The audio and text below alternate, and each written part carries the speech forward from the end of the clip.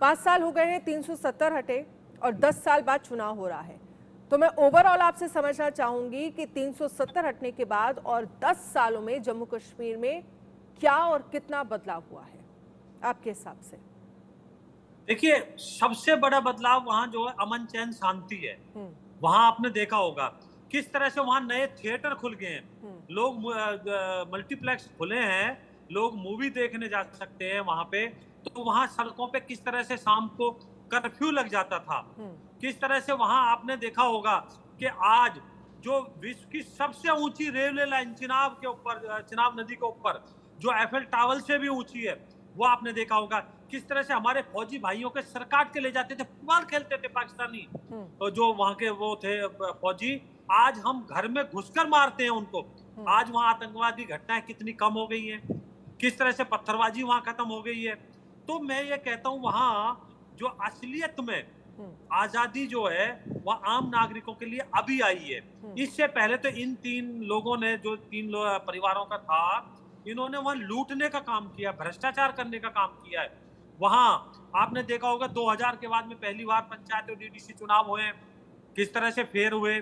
आपने 2024 में इलेक्शन में देखा होगा लोकसभा में कि 50% से ऊपर मतदान पहली बार हुआ है, दशकों बाद हुआ है। हम्म। तो ये सब चीज बदलाव देख रहे हो आप। इससे बदलाव क्या होगा, 2 करोड़ हमारे वहां पे टूरिस्ट जाते हैं पिछले सालों में। तो ये कितनी बड़ी संख्या है।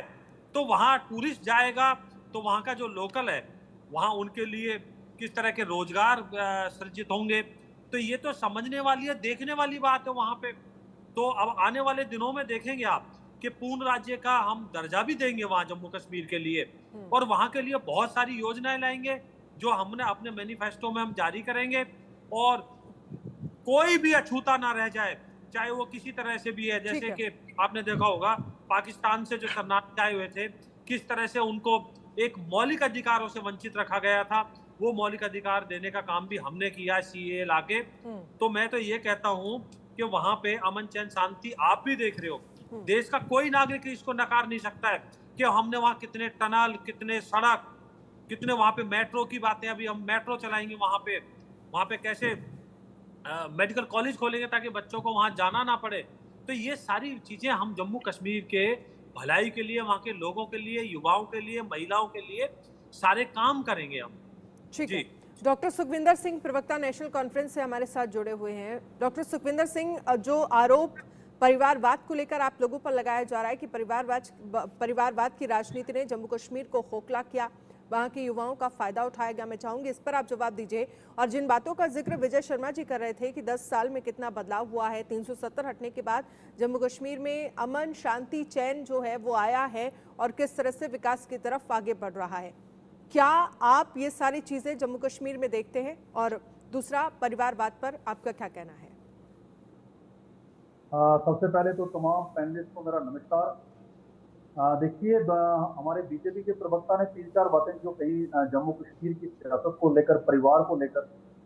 तो मैं अभी आपको उमर अब्दुल्ला जी का एक बयान फिर रिपीट कर दूं कि उमर अब्दुल्ला जी ने आज ही ये कहा कि जब आपको सरकार बनानी थी तो इसी परिवार के साथ मिलकर आप कुर्सी के लिए आपने सरकार बनाई पीडीपी के साथ। और जम्मू कश्मीर में आपने उसी परिवार जिसके लिए आप एक वक्त कहते थे बेटी और बाप, बाप बेटा, बेटी और बाप, आपने उन्हीं के साथ मिलकर सरकार भी चलाई है।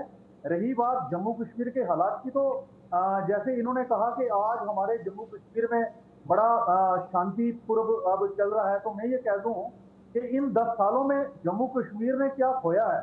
मैं आपको बताता चलूं कि सिदड़ा से लेकर रजौरी पुंछ तक जो एक वक्त था कि इन जो एरिया थे इन पे कभी मिलिटेंट अटैक नहीं हुए।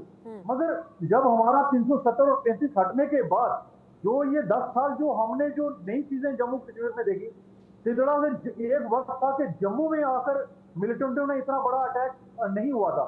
मगर आप देखिए सिदड़ा से लेकर अगर जोरी पुंछ तक अगर अटैक हो रहे, तो इन 10 सालों में बीजेपी की सरकार की जो पॉलिसीज रही हैं जम्मू कश्मीर को समझने में, मैं कहीं ना कहीं ये समझता हूं कि जम्मू कश्मीर में बीजेपी की जो पॉलिसीज है वो समझने में नाकाम रही है।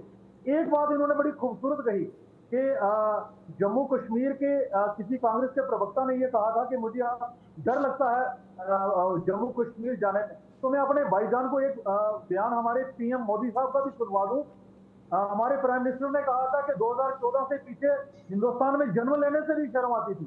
तो ये कहीं ना कहीं बयान जो बयानबाजी करके लोगों को, वोटर को लुभाने की कोशिश की जा रही है।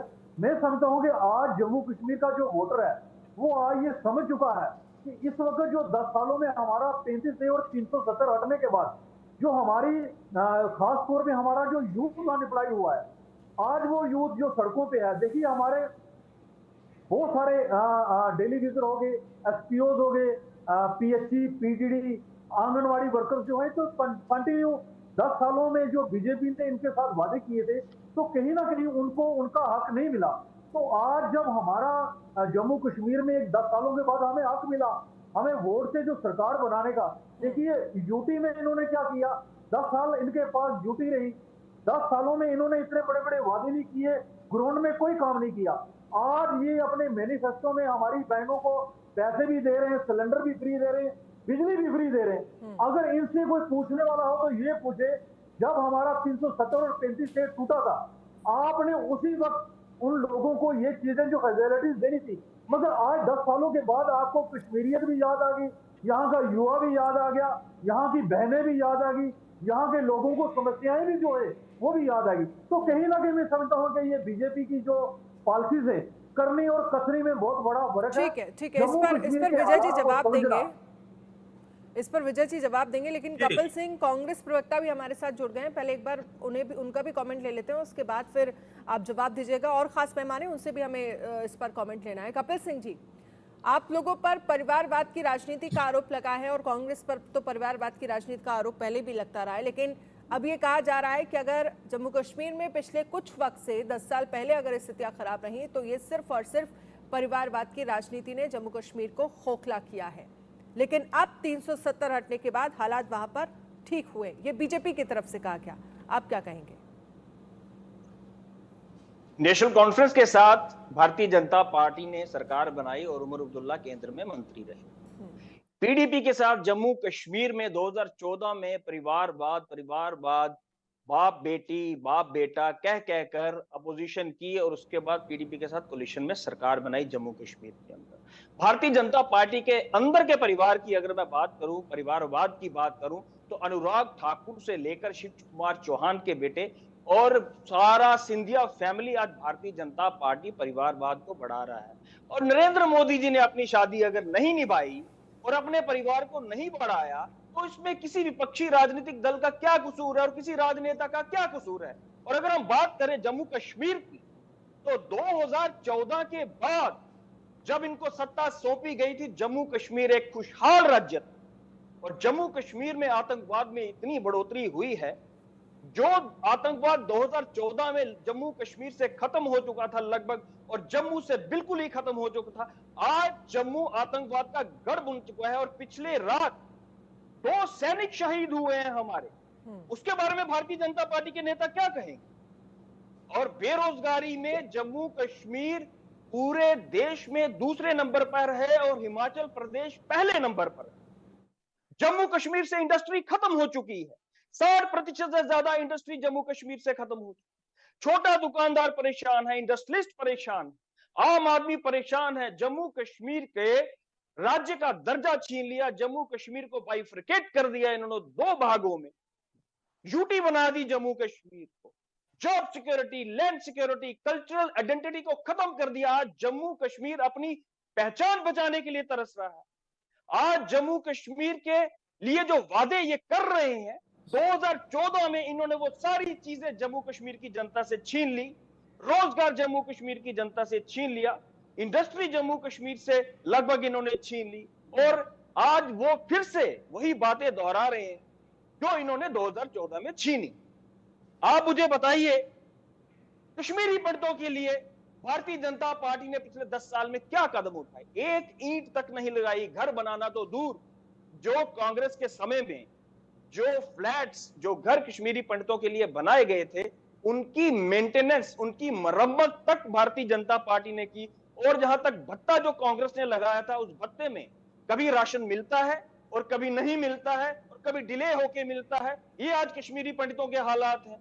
उनको कश्मीर में बसाना तो दूर, उनके लिए एक ईंट तक नहीं लगाई। और जो मकान फ्लैट कांग्रेस ने बनाए थे, मुरम्मत तक नहीं कर पाई है सरकार। और जो कश्मीरी पंडित अपनी सिक्योरिटी के लिए कश्मीर के अंदर गुहार लगा रहे थे, सरकार उनके ऊपर लाठियां भांजी गई, टारगेट किलिंग्स, हाइब्रिड आतंकवाद। और आतंकवाद का हाल ये है कि आज जम्मू में अपनी चरम पर पहुंच चुका है। ये सवाल है मेरे भारतीय जनता पार्टी और भारतीय जनता पार्टी के नेता पहले इसका जवाब दें। ठीक है।